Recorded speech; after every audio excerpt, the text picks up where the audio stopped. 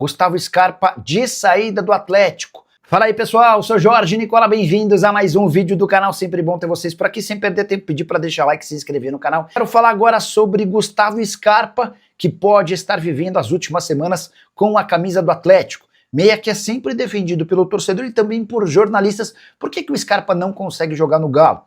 Pois bem, passa técnico e entra técnico e o Scarpa sempre vive essa realidade de no máximo um 12º jogador. Com o Eduardo Domingues, o Barba, a situação parece ser a mesma.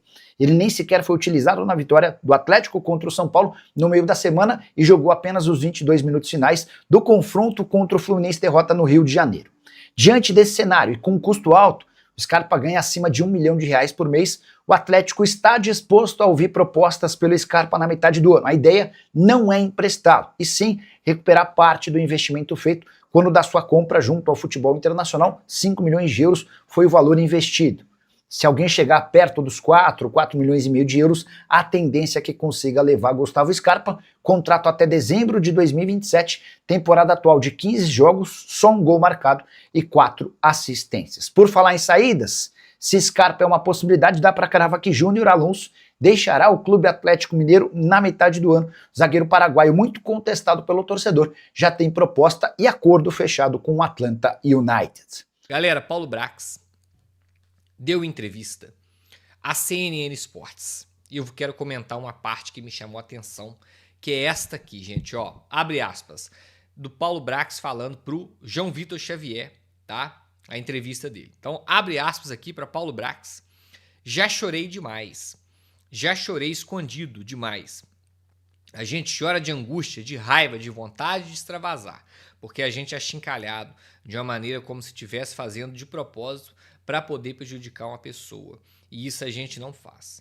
Isso acontece com os jogadores. Os jogadores sofrem muito. E eu tô falando de saúde mental, de pressão injusta, de crítica exacerbada, de você ser cercado na porta da sua casa e enquadrado. O futebol vai chegar até qual limite? Eu não sei. A gente do lado de cá suporta e tenta ser sereno o tempo inteiro. Mas essa onda de ódio que existe, de pessoas que querem formar opinião e na verdade difundem ignorância, não tem conhecimento do que falam. Tem pessoas criando personagens para agredir os outros e desligam a câmera levando a vida normal. Fecha aspas, Paulo Brax na CNN Sports SA. Gente, vamos lá.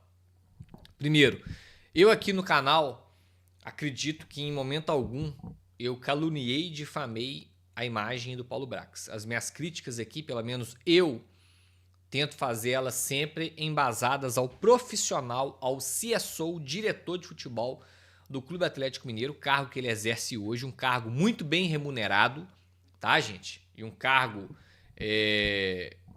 bem alto no clube, quiçá o maior fora os donos, né? Tem o Pedro Daniel também, que é o CEO, enfim, fica ali Paulo Brax, Pedro Daniel, os maiores cargos no clube, né?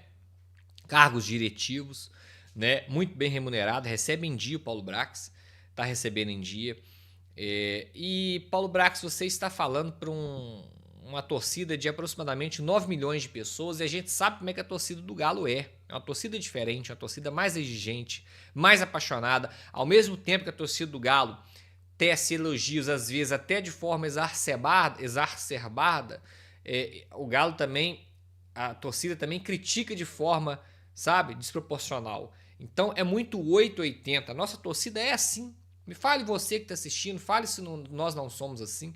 A gente às vezes elogia demais e a gente às vezes critica demais pelo amor que a torcida do Galo sente pelo clube, que é algo diferente de praticamente todas as torcidas aí do Brasil, sabe, gente? Então assim, Paulo Brax tem que saber aonde ele tá. E crítica vai ter, Paulo Brax. Você trabalha com um clube de futebol, como eu falei aqui agora, anteriormente, gigantesco, uma torcida apaixonada, o seu cargo é altíssimo, você é muito bem remunerado, tem estrutura sensacional para trabalhar no dia a dia ali, né? Então crítica vai ter. Aí eu concordo com ele na parte que não pode cercar a pessoa, não pode invadir vida pessoal, tem que saber levar a crítica. Eu vou falar por mim, tá, gente? Se eu um dia faltei com respeito, vocês me falem aí. Eu acho que não. Eu acho que eu nunca faltei com respeito. As críticas eu faço por exemplo, ano passado, você, Paulo Brax, não conseguiu segurar o vestiário. A partir do momento que atletas colocam o clube na justiça, faltou da parte de você também, faltou os donos pagar e faltou você fazer o elo, fazer a segurança do vestiário, fazer a blindagem do vestiário. Você não conseguiu. E estourou aquela crise interna. E você foi reunir com os atletas e os atletas falaram que não. Eu não quero Paulo Brax, eu não quero o Vitor, eu não quero Bruno Musi. Eu quero que o dono venha aqui e converse conosco. Ou seja, na minha opinião, isso merece crítica. Que uma das, não só, mas uma das funções de um diretor de futebol é blindar o elenco, é gerir o grupo, é tornar a cidade do Galo um local tranquilo para trabalhar, entendeu? E você pecou nisso. Atletas treinando com o bolso do calção para fora do calção, olha que absurdo, olha que ponto chegou isso, gente. Atletas que saem do clube e têm contrato conosco, que eu vou citar nome aqui, não tem problema, o Júnior Santos, que fica postando gracinha em rede social, fica postando fotinha de título que ganhou em cima da gente, com a gente pagando parte de salário, tendo contrato com a gente, o atleta sai daqui, samba na cara do torcedor do Galo, e aí? Aí a gente não pode cobrar? Foi colocado na sua mão 130 milhões de reais, até mais um pouco para contratar. E muitas das contratações que você fez, até o momento, eu vou falar até o momento que eu vou dar o benefício da dúvida, essas contratações ainda não performaram. Até o momento, benefício da dúvida. Quem sabe, daqui 1 mês, 2 meses, 3 meses. Mas até agora não vimos muita coisa ainda não. 130 milhões gastos. A contratação do Biel, 700 mil reais de salário para Biel, gente. 700. Aí como é que eu não vou criticar isso? Como é que a gente não vai criticar isso? E eu repito, uma crítica construtiva, uma crítica sobre o profissional, respeitando totalmente a pessoa, até porque sempre me tratou bem. Mas não é porque me trata bem e porque eu tenho um certo contato que eu não posso deixar de criticar. Ora bolas, se eu deixar de criticar alguém porque essa pessoa conversa comigo, me trata bem, eu vou estar sendo manipulado. E aqui, gente, vocês podem ter certeza, aqui nunca vai ter isso. Vocês podem ter certeza disso. Eu sempre trago para vocês aqui, sempre tento trazer os dois lados das versões, até 3 lados das versões. Falo isso sempre com vocês, para a gente não ser manipulado por pessoas do clube, por pessoas de atleta, empresário, gente do clube. Então, vou continuar tecendo críticas de forma respeitosa no que eu, Lucas, achar que eu tenho que criticar. Então, o seu trabalho, Paulo Brax, merece muitas críticas sim também. Tá? Assim como na entrevista foi elaborado muito a parte do copo cheio, que o clube brigou por títulos, o clube brigou também para não cair e está brigando 3 anos seguidos para não cair. Gente, a folha salarial do Galo é na casa de 21 milhões de reais. A gente perde para Flamengo, a gente perde para Palmeiras, a gente perde para o rival, que está com 25, e fica ali pau a pau com São Paulo, com o Grêmio, o São Paulo e o Corinthians. O Grêmio e o Corinthians é um pouco acima da gente, mas o Galo é top 7. Top 7 folha salarial no Brasil. 21 milhões de reais. E o nosso time está lá embaixo na tabela. É o pior visitante. Pega o aproveitamento do Galo nos últimos 3 campeonatos brasileiros, a vergonha que é. Então, gente, eu achei que a entrevista não foi boa, não gostei da declaração. Fica parecendo que não pode criticar. Concordo na parte que a crítica não pode elevar ao ponto de cercar a casa do cara, cercar o cara, ir pro lado pessoal. Show de bola. Mas deixar de criticar de forma alguma. Independente se troca ideia, se responde, se não responde, se trata bem. Não tem problema. Comigo não tem problema nenhum com isso. Beleza? Então é só esse recado. Tem minhas críticas a fazer. Fiz aqui. Teria mais, mas aí o vídeo vai ficar, né?